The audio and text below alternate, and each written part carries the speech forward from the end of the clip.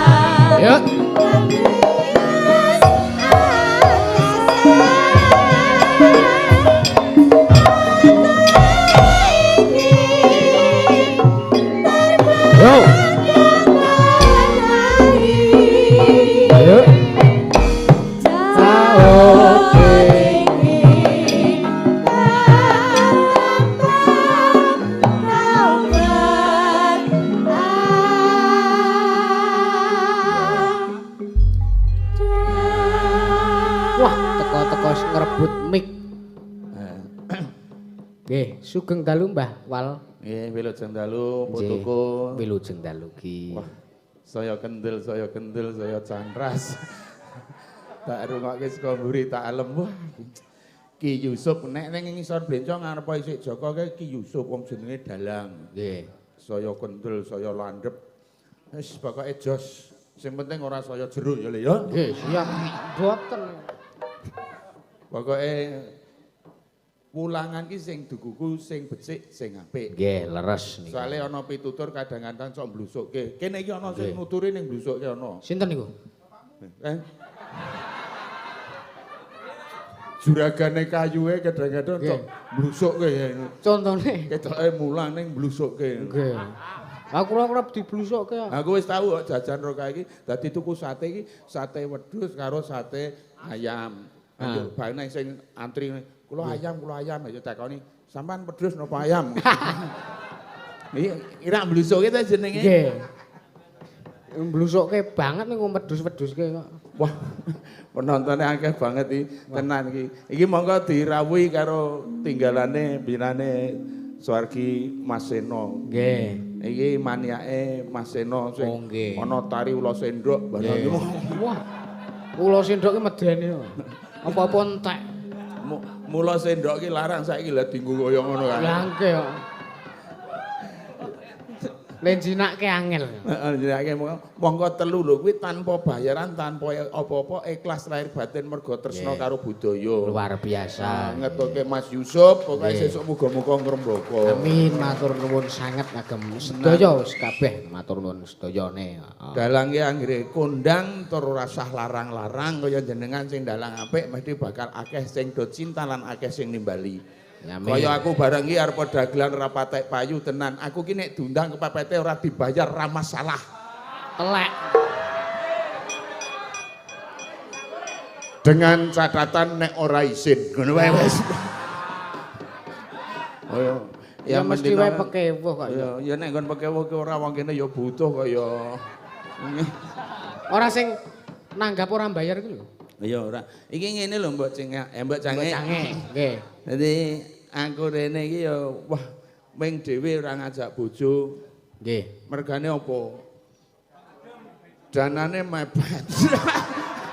Kowe iki dadakan jenengan iki dadakan wingi. Aku dipesen karo Jogobaya karo dukuhe karo sosiale karo carike engko ora usah ngomongke masalah dana ngisini-sini ngono. Lah kuwi aku nek masalah dana iki tenan aku bayar akeh alhamdulillah gene ora ya gak suwene aku ya. Aku ora mensyukuri nek kaya. Ya mensyukuri tegese ya tak go mulih. Wong aku ki tenan kok dibayar pira-pira mintakne ke yatim piatu. Kepiye kowe kepiye? Mintakne ke wong yatim lho. Tenan cah yatim tak neke nyoh bayarku. Lah bojoku yatim lho padha wae. Ya jan luar biasa. Luar biasa. Wah sindene pirang-pirang monggo. Wah. Iki sing jenenge sopan santun dijaga ki ya kaya ngene iki. Lho deloken sinden iki. Kabeh do sengine kabeh. Ya ora. Wiyaga ya do sila kabeh, tangane ya ngene kabeh. Ngopo kok tangane wiyaga ngene kabeh? Mbah, melindungi binatang buas. Sing kaya ngene iki aja ditiru, ya. Siap. Meng ajeng kula cake mboten kuat tiru. Ya, sowan ning Jati Ayu. Nggih. Sing jenenge desa iki ana Jati Ayu, Ngasem Ayu. Barang ya neka-neka. Nek ana sing kota sing ora tau nyuwara ki ana. Napa niku? Jawa Timur kono ki ana kota sing ora tau omong. Napa niku? Lamongan.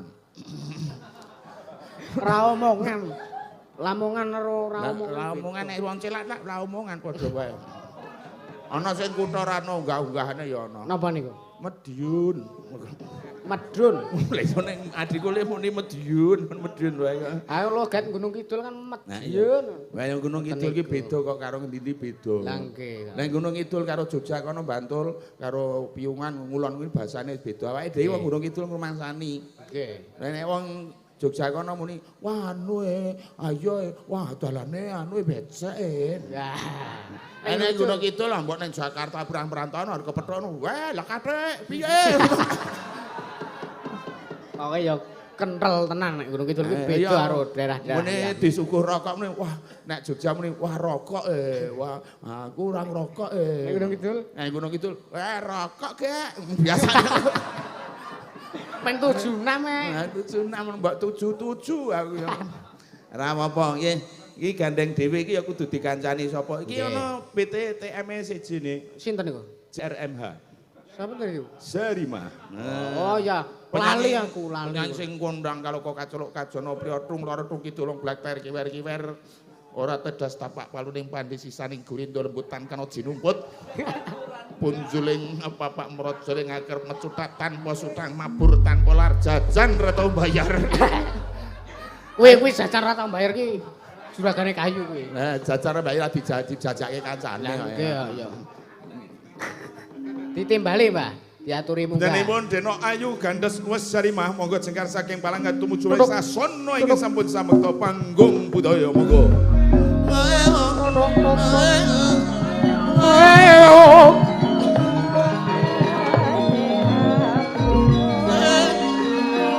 Aduh.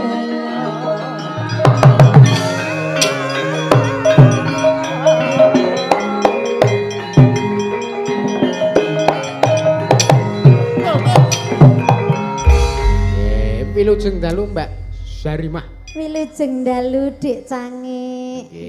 Wah jan. Cangi arep cilik ning suarane elok. Suarane gedhe, kuwi ora mung suarane sing gedhe arep cilik. Apane? Atine barang gedhe, soalnya wani ngadepi penonton akeh. Nggih. Iki dalu niki sowan wonten Dusun Pengkol 3 Dusun Pengkol 3. Dulu acarane Rasul. Adicara Rasulan. Bersih dusun. Bersih dusun. Rasul Rasul ki ana artine. Ana. Apa? Ra ki rapat, sul ki usul. Dadi sadurunge wayangan ki no rapat warga terus do usul. Lah nggih. Wayangan pothokan, wayangan wae. Apa? Terus? Anu dalange anu Yusuf. Waloyo. Oh, terus dagelane sapa? Waloyo wae sing miring. Tegese miring ki miring regane apa lho. Lah nggih to. Darane kentir. Lah nggih. Murah ngono to? Murah. Ya ora miring tegese kocak ngono ora. Miring regane. Iso dinyang lah aku ki anu kok. Oh iya kon rada ngalor ya. Oh rada ngalor. Juru parkir bintang tamu ngene. Nah, ngene. Iki ora juru parkir kae. Mas. Syuting. Aja aba nganggo tangan kene iki. Ana wiyaga sing kleru wis tau lho, Mas. Kleru kepiye? Sing ngempulke nutuk siji geng terus sing gurune muni Mandrek. maksudnya kon 5 ngono iki malah mandrek. Bareng nutuk 5 geng ngono diabani kon siji ngono malah terus 5. Diatungi siji kene malah darani apa ngono. Ora mudeng ya. Ora mudeng. Ya. Nggih. Ngliwur menggalih iki kan. Nggih. Wis 3 taun ora ngadepi kaya ngene iki. Wah, aku mau gumun karo sing dodol pecel ning kono mau. Kepiye bakule pecel? Gandeng 3 taun ora dol pecel, mongko sepisane iki dadi gawe pecel ya suwene 3 taun ku sok Kowe ora kok tegese 3 taun ora dodol kuwi. 3 taun Gawe iki ora. Dadi 3 taun ora dol pecel, gandeng ning wayangan dadi suwene 3 taun ya klumpuke dadi jijik lho gopek. Selak mambu. Ya, ngaturke lelagon. Ngaturke pamundutan. Pamundutan iki mono. Menapa? Ndi layangmu ndi? Wis tak klumpuke ngene Iki aku yo nggo layang. Lah aku ya nggawa. Iya. Ya iki mbok anu sange ana titipan. Nggih. Dadi sing dititipke ora mung arisan kaya ngene iki barang ya dititip. Nggih, matur nuwun. Nggih diwaca. Kok tak kira kosong.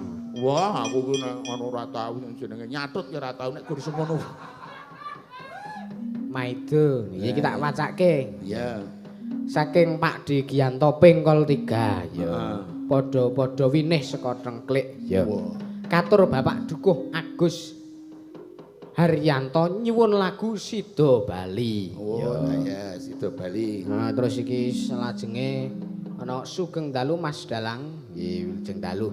Nyuwun setunggal lagam capek gutruk dibawane Caping gunung kaya wong pilek. Awak ge pilek kok, Mbak. Ning pilek ki malah apik kok. Lah apike? Lah ya iso nyebut buah sing hurufe N ki iso 3 nek liyane ora iso. Lah, Ya sebutno buah sing ngarepe nganggo N 3 wae. 3. ora ono. Nanas. Radas. Lah meng loro ning nek wong bindeng iso. Lah, Apa? Nanas, nangka, nokmat. Lho kan lho ono wonge lho. Ngawur. Tomat. nggon tanggaku kene wong bindeng tumbah napa lek nokmat. Ana wonge ora kaya ngono. Iya. Tak wacake. Nggih. Caping gurung dibawane terus dijengglengke. Nah. Syukur bage jula-juli. Wah, menika kedah. Ya. Sing angka loro sinom mijil ketoprakan. Wah, siap iki Mbah Waloyo takon.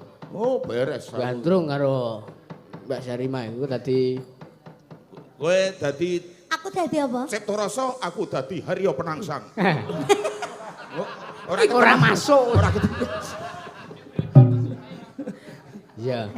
Terus iki ana Napa meleh? khusus kanggo Trah Siswa Putra ugi iki tulisan apa ki? Kuwi tulisane kok ora ana rene. Ugi kagem sedaya warga Karangpoh. Oh, nggih. Saking Pak Dalima Siswa Suprapto. Ya iki tak bukake ana pira abon-abone. Gitu. Ayo Alhamdulillah. kudu ya Piro? Ji, 3, 4, 5 alhamdulillah. Alhamdulillah. Di rumah sing apik. Kersa apa? Wah, aku ora. Kaya ora mijiran to ya. Le nawani karo kersa ning sing tengen nyekel duit kene nyekel sempala. Iso diamper. Lah kok aku endi ngono lah ketruk ngono ra iso. Masa musuh cah cilik gelut mergo 500. Wis ora apa-apa ya dilakoni bae. Nggih. Iki tak rumate ya. Ya rumaten ana awas dilimpen sing apik ndak cukili mbokmu nggo jago. Nggih. Saiki jaman saiki arang wong ewu kok, Mbah. Alah, ewu. Iki sing saking Pak D Giyanto mau ana 100.000 ya. Totale 600 lumayan tuh iso nggo nyate. Ya iya. Oh ya nganti darah rendah. Masa ngasih darah rendah. Tinggi no. Saking dhuwure jok nglepret. Rendah. Iya. Nek terus enten pamundutan saking bebek goreng Pak Kus ya. Pak Kus nanto nyuwun lali janjine ya. Sejuta. Abon-abonipun 1 2 3. 300.000. Pak Kus sing Lumayan. kondang kaloka bebek Kondang gorenge. Ya. Jos Nggih. tenan. Napa niki sing ngajeng diaturke? Manut sliramu ya ayo. Iya. Kula nggih manut. Wonten lali janjine wonten Caping Gunung. Wonten Sida Bali. Sida Bali. Sida Bali. Sida Udu. Sida. Caping Gunung. Caping Gunung dhisik. Ya sing bawa Mbak Waluya. Wah ngono nek krungu wong bawa ki kepiye, Mbak? Ora, sing bawa ki ya Piyayi Putri Caping Gunung. Ya wong loro. Iya, ora apa-apa. Ben ketok rukun lho. Wah, gur ketoke nek jane ora. Lah kok iso? Lah udu bojone kok ya. Lah ya udu kok ya wis tuwa ya aku moh ta ya. Wah, lah tuwa ki nek cara kambil malah kentrose gedhe. Lah apa kira-kira ndek kentos? Ketoke malah gur kentos. Nek kambil, nek wong ya ora ndek Kambil wong ora ning kentrose. Ayo. Iya. Dibawani. Bawani. Ya. Kabar bange. Nah. Larang lho Mbak Waluya ki. Wah, aku ki larang. Larangan agama. Larangan. Ayo, ndang wiwit celak wengi. Ayo kowe to sing wiwiti. Alah, biasane jenengan dhisik. Heeh, biyen nek saiki ora. Ayo. Saiki kowe sik. Ana wiraswara to. Heeh. Awake dhewe sing Oh, jengleng. heeh, iya. Nek penjarane Bapak Jadi Pak Jadi sing ndi? Sing dolanan HP kuwi. DRS Sujadi MSI. Wes. JRG KY JT. Apa Tahu kuwi? kenal lho aku nih. Juragan Kayu Jati. Kondang kuwi saiki. Iya. Monggo Pak De. Monggo klaturi tawa TV. Nggih. Saiki ngleneng Mbah Ngingu Brengos. Lah nggih. Lah arep ngingu pembantu ora iso bayar. Apa kalah karo kucing? Lanang wedok brengosen kucing. Nek aku wis tau ngingu brengos wis putih kabeh no mlaku meneh cah cilik kano kirik gondong jagel. Ya, Mbak. Saben bengi Suarane ya to kaya galih jati. Apa nyuwara? nyawang Ya. Oh. Wis.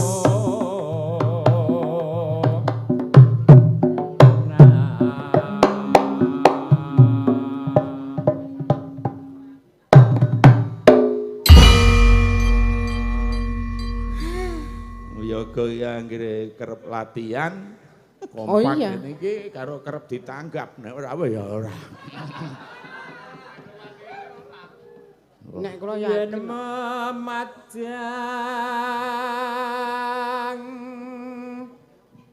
mung karo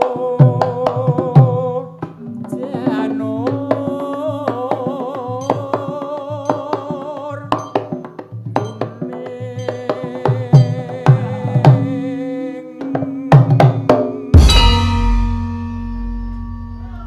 Suarane kaya tulisan zaman biyen. Kepiye? Kandel alus. Dadi nek munggah ki tipis, medun kandel. Iki kandel alus. kowe Dadi- kuwi merdeke nek ora tekan. Hah? Nek ora tekan larasane. Yo ora dasare digawe ngono kuwi. Nulis ki zaman biyen ki nulis alus ki kandel alus kaya penyanyi Pak Jati lek bawa ki mau. kembang wae waton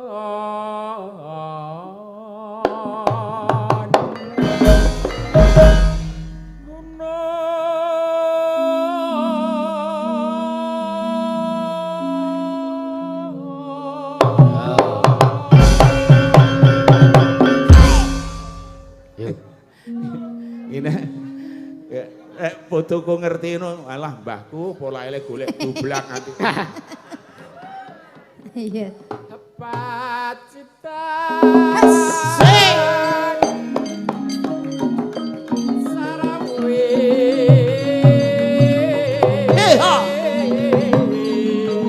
Tulen ngalor nduk jari mah. Kulon molor. Kulo sene.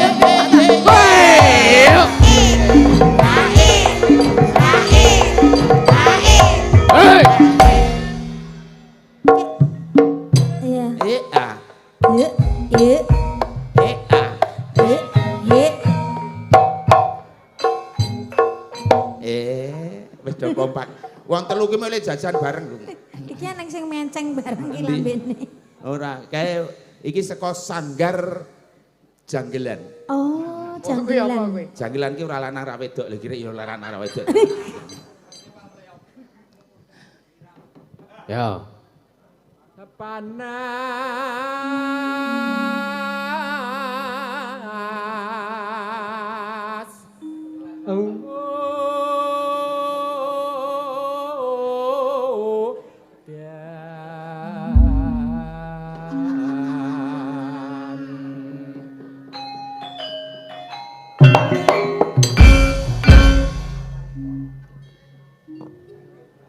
Panas hujan aling-aling caping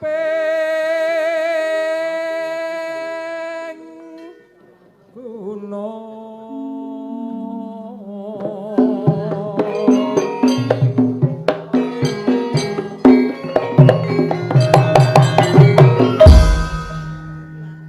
Matur nuwun sampean ngentreng-entrengi kula. Ya. Ayo, Monggo ora nang iki rak polahku wis rekintangan kae. Ning gandeng iki cukup aku inilah pertunjukan atau hiburan yang paling segar. Cukup menunjukkan. Nek iso angger wayangan teko Mas Donan Mas dadi nggih sip. Nek bakso jajan wong telu ra apa-apa gek kembulan. Ini rasa munggah panggung ndak mati pacar aku. Aku mangan apa? mangan sego. Oh lah iya ya, ajan pinter Oke. ngene. Anake cah bagus. Kula niku napa to sing ora goblok? Wah iya. Telek. Goreng. Loh, aja nyepeleke telek lho. Lah, Telek iki paling sakti. Pitik iki anggota badan atau onderdilnya yang paling sakti adalah telek. telek. Nggih. Lah mbok wong duwe kul buntet, welut putih, goda wesi kuning, digdaya ning angger midak telek mesti pincang. Pincang. Aduh telek. Angger midak telek ora telek ora pincang berarti wong ora jijik. Ora. Gaweane kuwi. Nggih, ki ana dalang rawuh ki. Sapa? Bapak Ki Jumakir. Wow. Ya, Iya. Endi kuwi ngelali aku. Ganang. Ya. Wah, iki ya Pak Ki Jumakir iki nek dalang ya sewengi ora meneng. Oh iya kok. Lah yo nek meneng ya rampung kok ya. Dalang sewengi ora meneng. Nah iya. Wis tau Antareja arep ambles bumi ngono tok ora sida. Kok ora sida? Tlatar ngono kalih. Ora kena ya nek pelataran, Mbak. Ngopo iki kok mandek iki ngopo? Gek ora. Ora ngono, jula-juli to. Juli ngono lho. Tek pari aku pisan. Alah. Makane wis aja diwet-wetno lho soan ki. Oke. Nggih. Oke. Saking lambe. Nah wis arep mengo iku jak ngomong. Dadi ngomong ora. Mangan roti kleru sukun ning Tegalan kok dikirim dawet.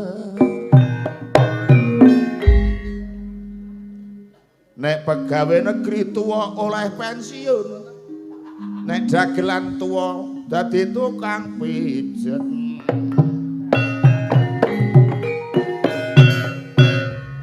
Ngono kuwi lak mengku ya nahane.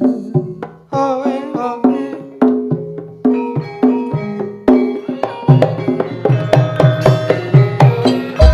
Tuku kerupuk ning Wonosari aku bengi njaluk disembayani.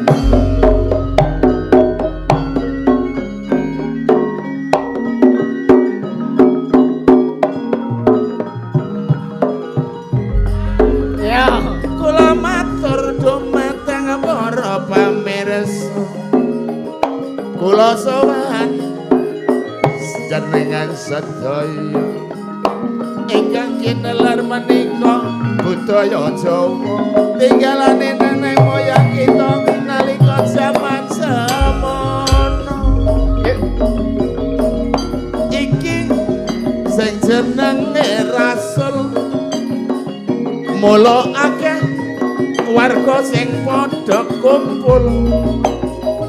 Ayo ndedonga dulur kabeh supaya kabul. Adusan pengkol saintoro saya ngumpul iki dulur nyuwun ngersane Gusti muga-muga tansah pinaringan slamet basuki sing do rawuh nonton tiragan bengi iki tak dongake panjang umur uga akeh rejeki Amin. iki mono jenenge jare wayangan sing sepisan jarene kanggo hiburan lan sing ping pindho uri-uri kabudayan sebab wayangan iki ya ana tuntunan lan nganggo tatanan maka iki dulur ana sinden ora perlu wedi nadyan mulya kawangen karo kanca ora perlu padha ireng supaya ora timbulke ati sing sentimen ayo dulur eling merang pangeran ngeling ana nyawa iki kabeh dulur jare mung nyawa gaduhan nek bondo donya dulur iku kabeh ya mung titipan derajat pangkat panguwasa iku tenane dulur ya mung sampir nek kelap-kelip dulur elak motore mabur sing mlaku rindhik kae ketoke kok sepeda motor dadi wong urip dulur aja seneng duwe watak takabur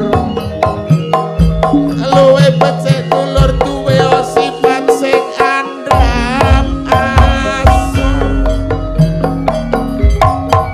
nek saiki dulur pancen zamane wis pancen zaman hebat nek kok isih ana menungso kono kene sing tumindak edo nekat lah apa bener nek donya jarene wis arep kiamat kono gempa kono banjir kok ora bakal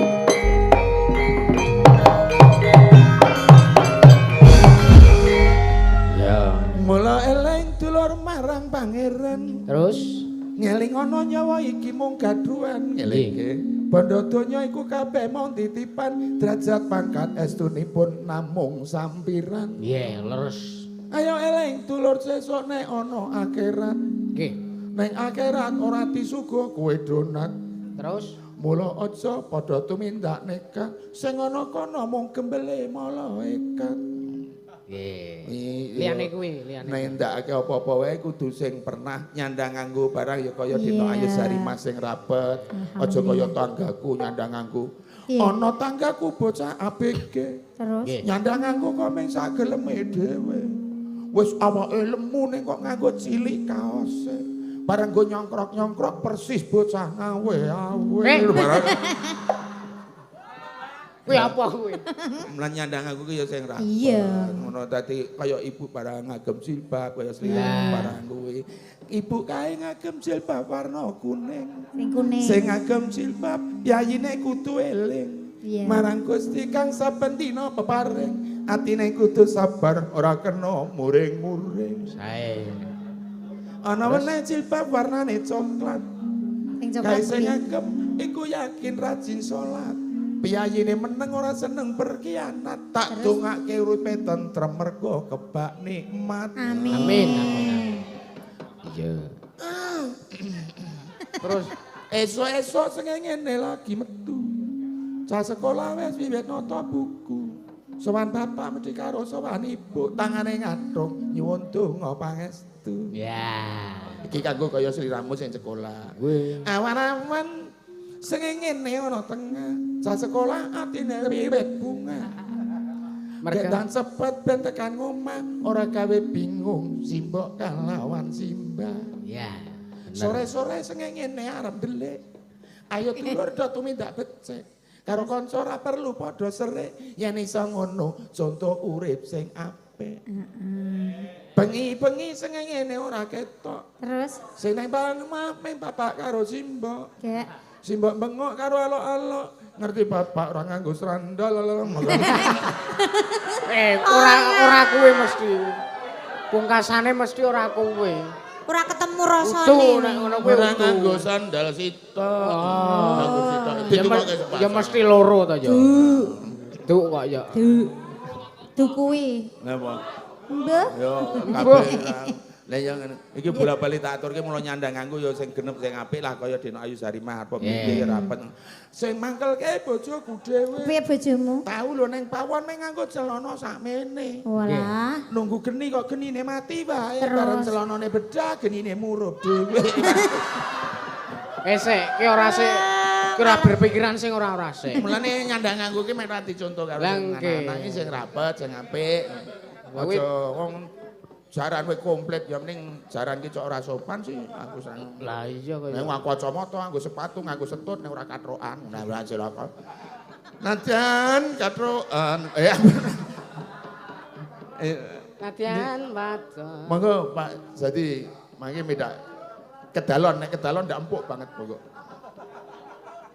Natyana wadona sa Berasale mendengar bale ngono Apa saja.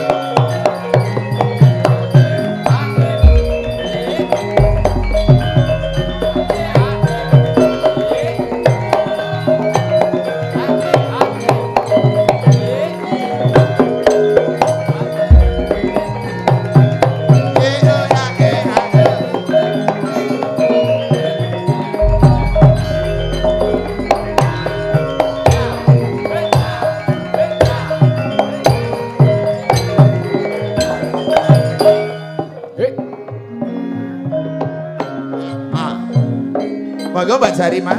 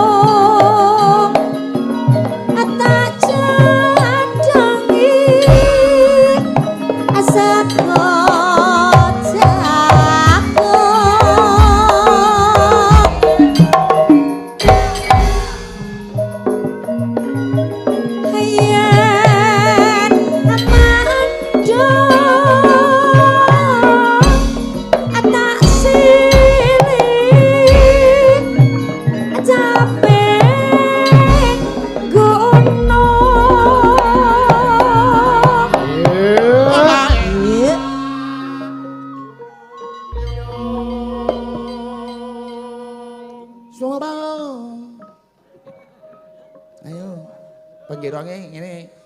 Apa? Oh my Sulawesi. Ya kudu ngono kuwi. Lambene ngisor lebokke terus jebretke. Sulawesi. Sobong. Aku iso lho, Mbak. Aku iso. Ngono kuwi dikebutke jenenge. Sobong.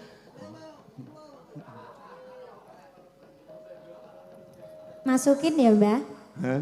Iki sak liyane Saking mempenge ke lah mbok meneng tetep digodek. Lah iya krungu gensetmu ne jogeti kok, Mbak. Wong tak ruwi, gamle meneng ora apa-apa bau nguwitke kok.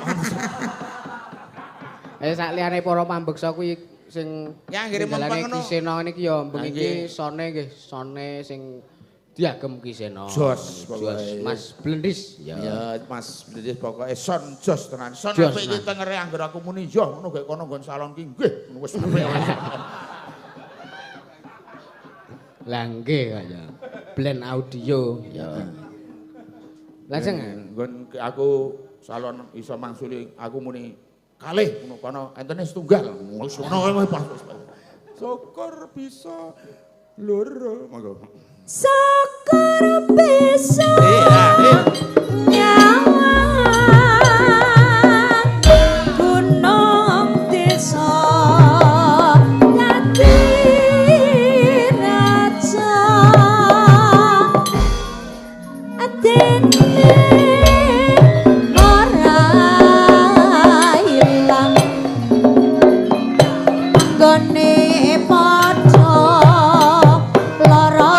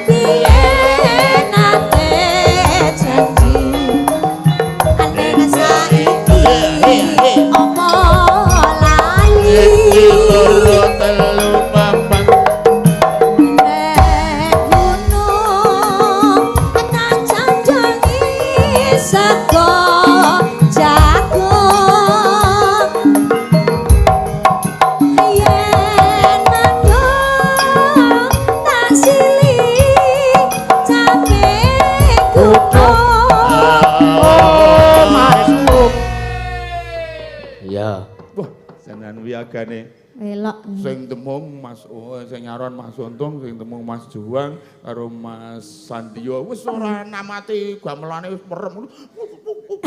Wis tau lho gamelane dilis sing nonton ora krasa. Saking semangatene ta. Ha iya penjiwaan ngono kuwi. Wis ora nganggo namati wilah, ora nganggo ngeling-eling not wis bener. Wis nglothok ya. Ora nglothok pokoke kaya lime ki entek nglothok.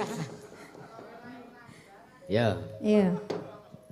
Syukur bisa nyawa gunung desa Lati Raja atene ora ilang gone padha lara lama.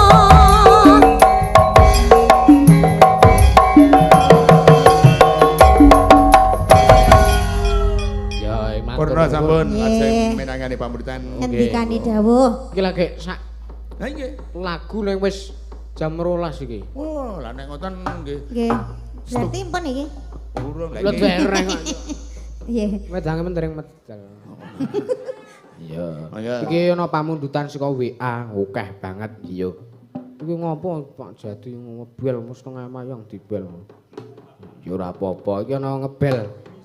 Nggih, ana saka juragane bakmi sapa? Pak Surawan.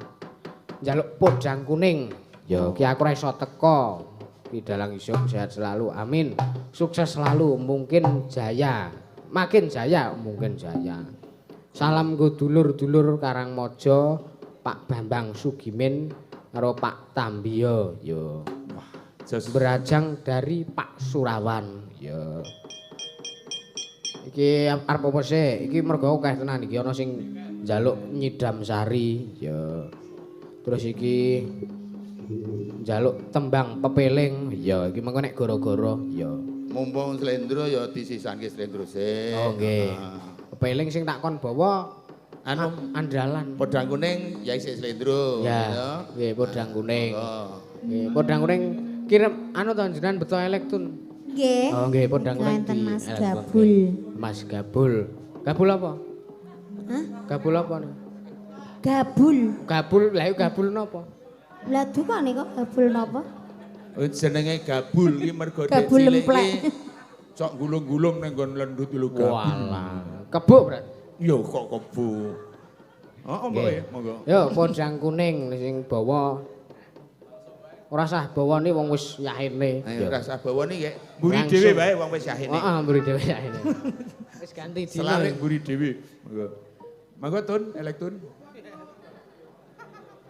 Tun, Yo. Mas Gap.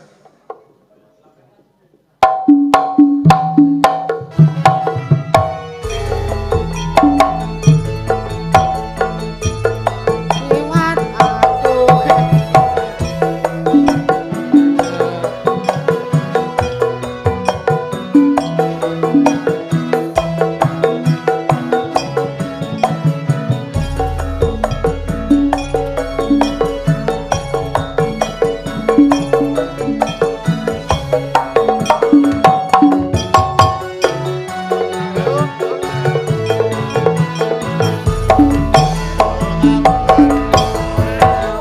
Ning omah wis ora krasa. Keluyuran.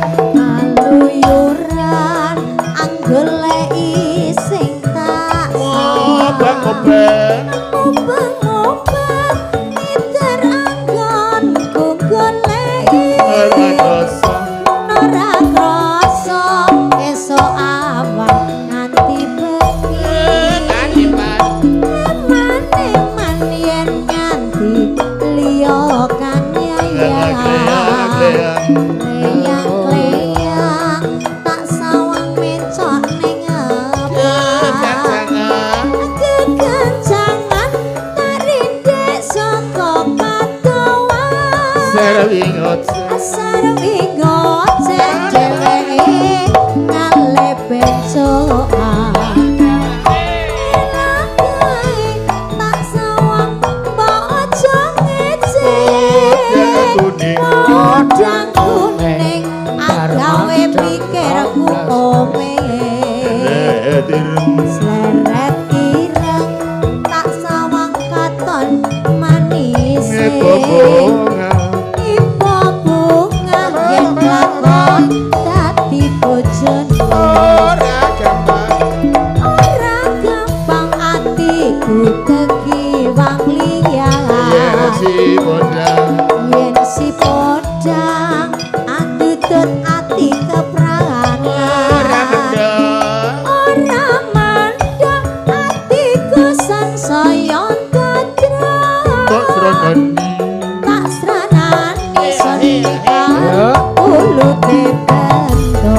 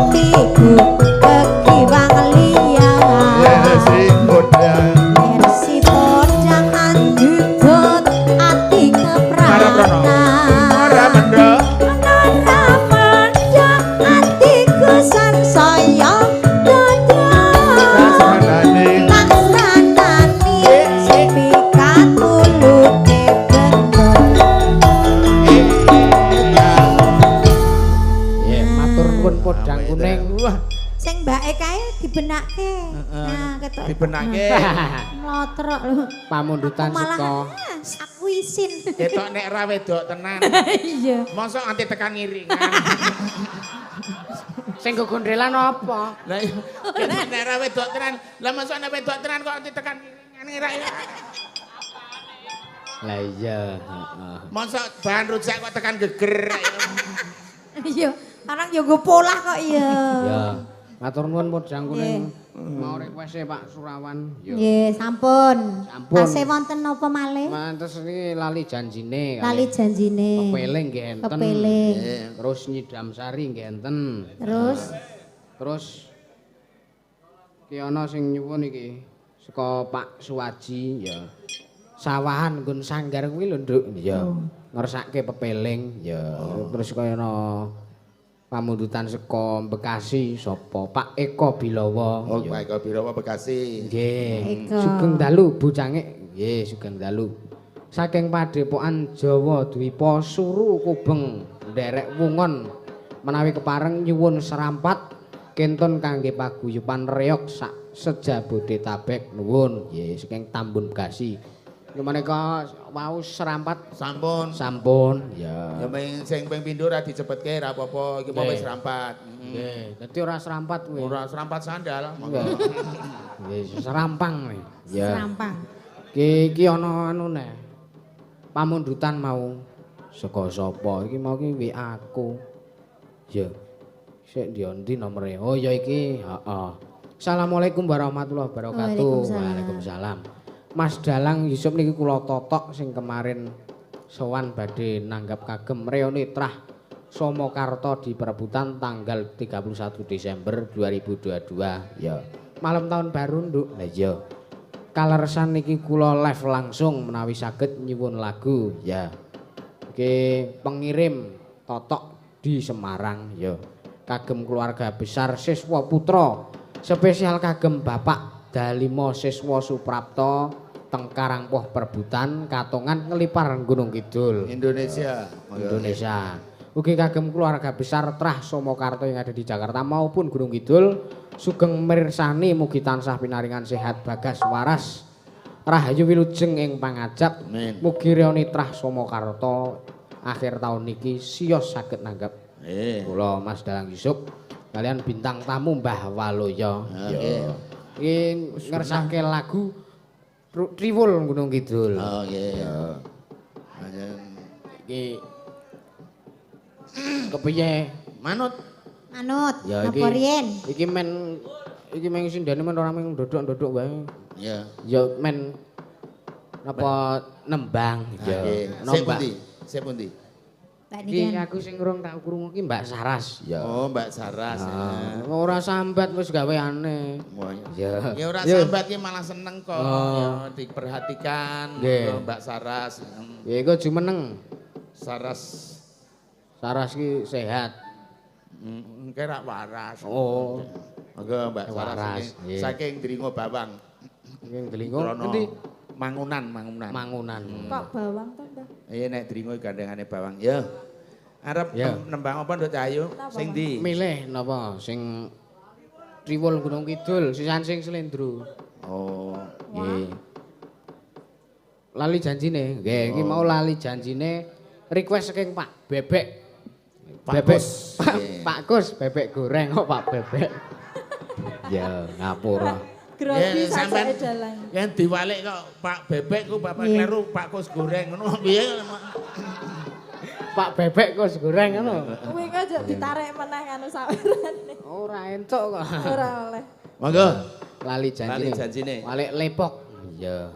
Langsung mawon. Mas.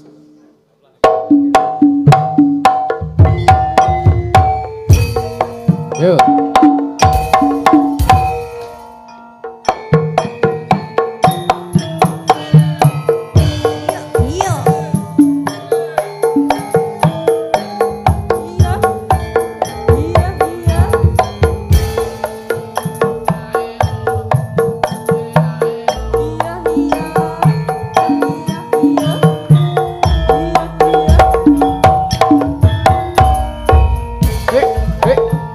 Hey.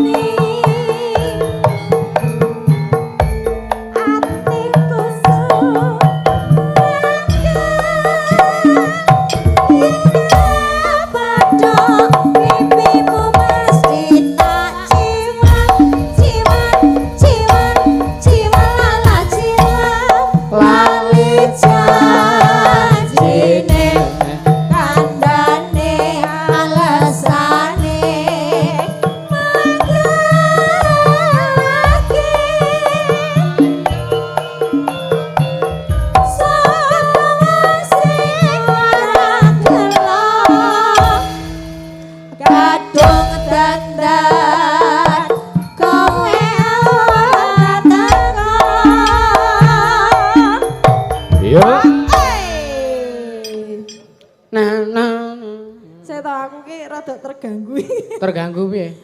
Wong ngetokke wedang. Ya enggak apa-apa. Ya. Ya. Jan-jane kowe nengani belagaku saja priani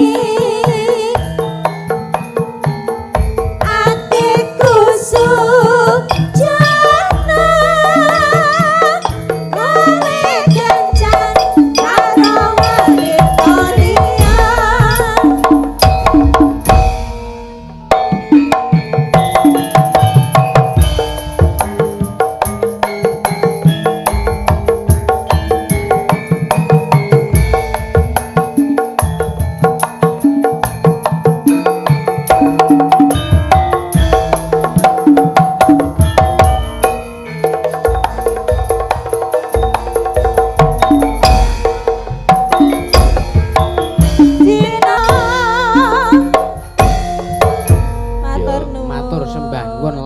Janjine requeste Pak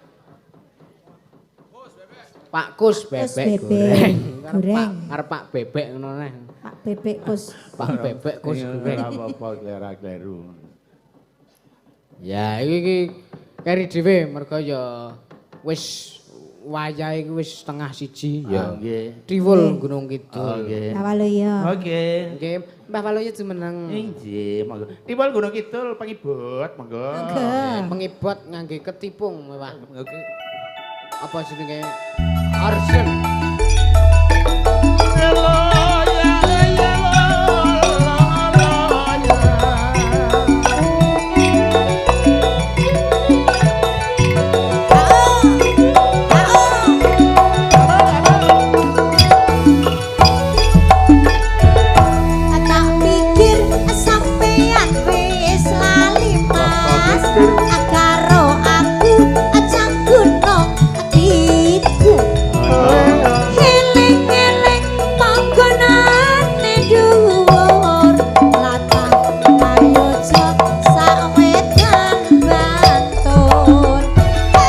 Sing gondang dek gaple alatiwul Nopo wani kapur Babakan seni otak itu Kakek segodang kakek sini sowur Kurukan tepukan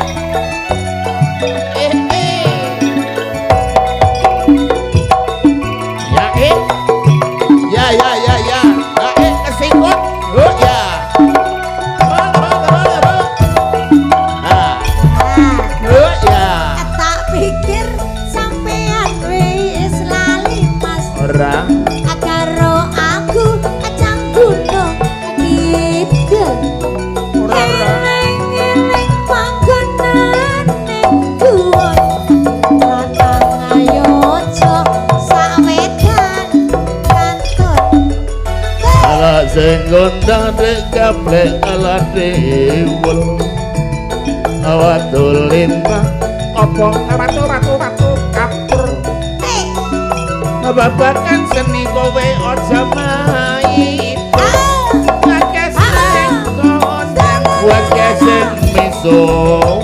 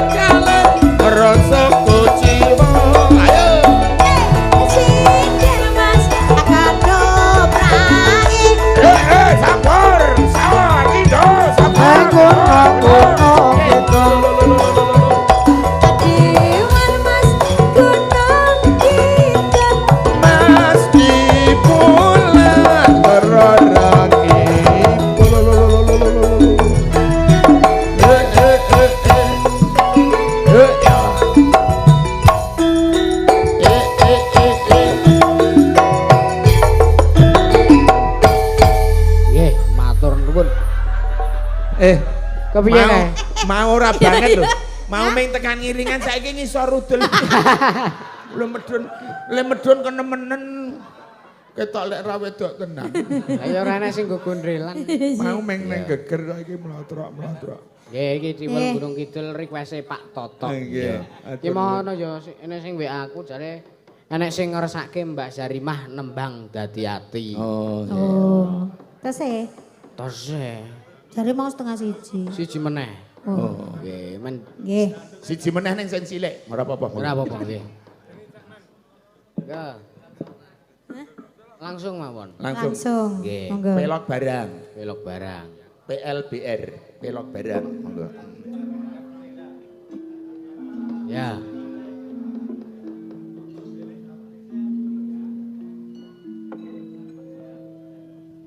Langsung kemawon Mas. Langsung kemawon. Ketut nggih. Monggo Mbak Sarimah bawa utawi saking panjenengan. Langsung. Nah, monggo. Ayo langsung. Yo. Nana.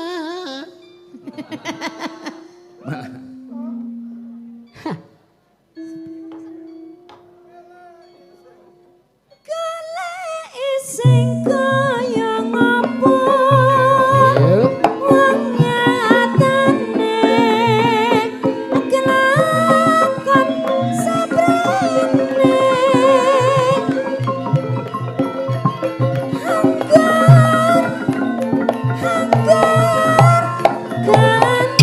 Halo.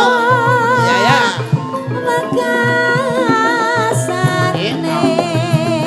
malah bangun tresno Dhuwur banget ya. tutup benda tutup rupa mengatine dadi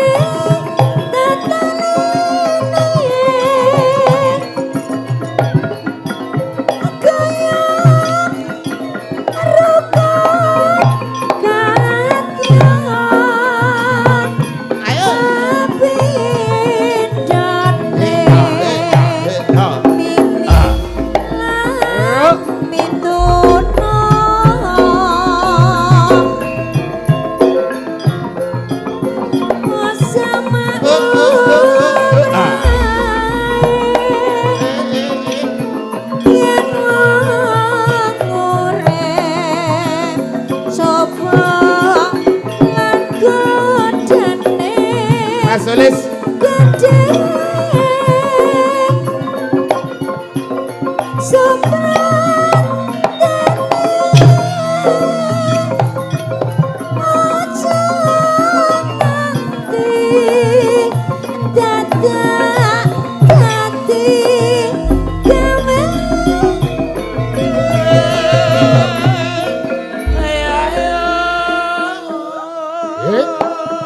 Lah dalah. Dhuwur Yo. tenan iki.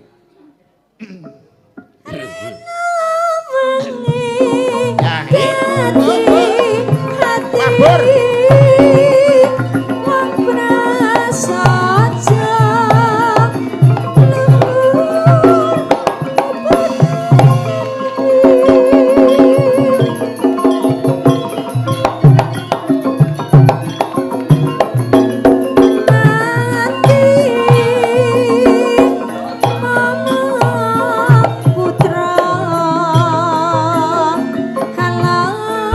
lebu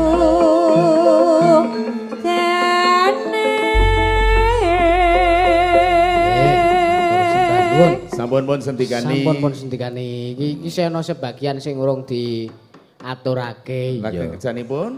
Mengke dipun aturaken wonten ing wekdal goro-goro. Mekaten. Nggih, wekdalipun kang longgar mengke goro-goro. Medalipun mepet. Nggih, jeneng mentah rasane ora legi. Sekarang ini berpisah. Kapan-kapan kita berjumpa lagi. Amin. Monggo, Ya. kalajengaken cariyosipun. Ya, Nduk. Iki neruske lakon mergo isih dawa banget. Iya. Mau pamundutane saka panitia nyuwun tekan jam 4. Nggih, aku ya ngono. Ora sah jam 3 ngono jare. Ya. Langsung ke wae, Nduk. Ya. Sadurunge kuwi ndedonga dhisik. Ha, Nduk, ya ndongake pepunden dalang. Ya. Khususane ilarohi Ki Sena Nugroho wa ilarohi Kanjeng Sunan Kalijaga Al-Fatihah.